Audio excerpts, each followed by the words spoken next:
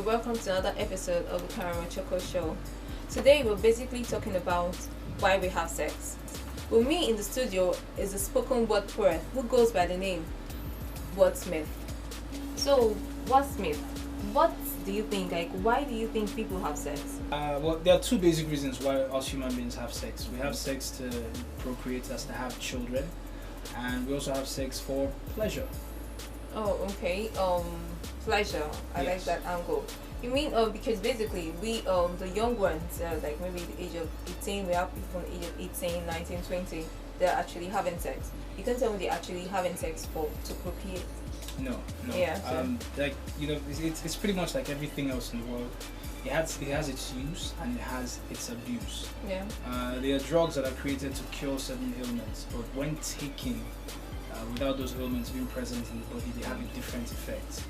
They become highs or lows, or whatever you have, or however you want to, whatever feeling is the end goal for taking those drugs. So it's pretty much the same thing with sex. Sex is for procreation and for the enjoyment of a husband and his wife. But people who are not husband and wife have used it for pleasure and every other purpose under the sun.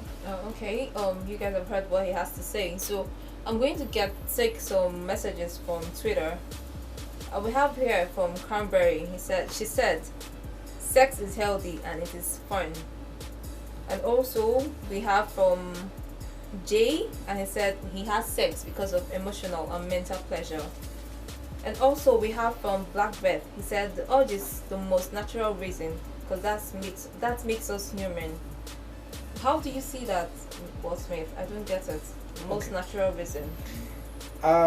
Yes.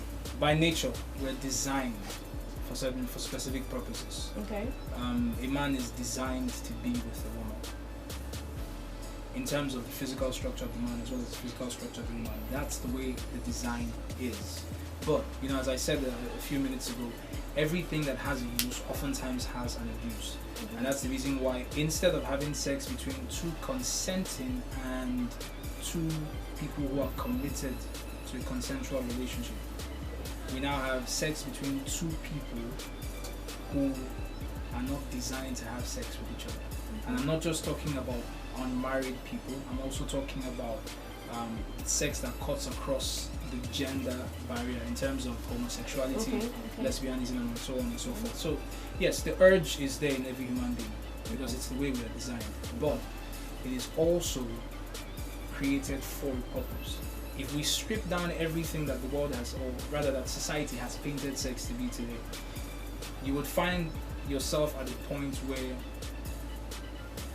the black and white is this: we have sex so we can have children.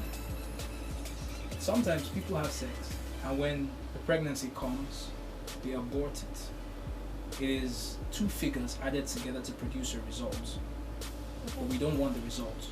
We just want the addition. Basically, they say there's a difference between having sex and making love.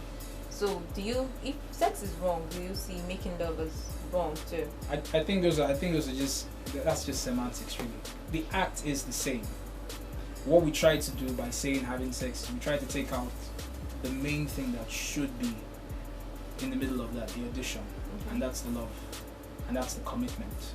The commitment, I'll just put it as it is, marriage between a man and a woman. When you take that out of it, I think that's what a lot of people refer to as just having sex. Yeah. But it's at the same time I've heard people describe it, as when you're in love with someone as making love. But come on, this is why we're doing this. Yeah. We're doing this so that we can have children.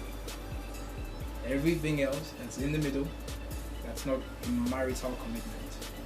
It's just words. Well, guys, you've heard what our guest had to say. If you have any comments, you can drop it on our social media handles showing on the screen. Until next time, it's your girl Karamell Choco, and this is the Karamell Choco Show. Bye.